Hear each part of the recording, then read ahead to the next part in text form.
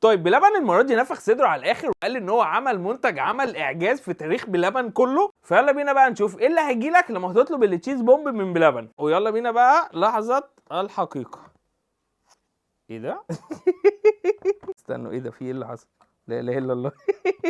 هي البتاعه الصراحه غرقانه صوص شوكولاته، غرقانه صوص بيستاشيو، بس انا ما اعرفش ليه هي فطست كده. الله، يعني انا شايف شغل محترم الصراحه. البتاعه غرقانه اللي هو الجبنه بالقشطه بالكريمه اللي في القلب دي، وده كده بقى المنظر بتاعها. ايه ده؟ مش عارف.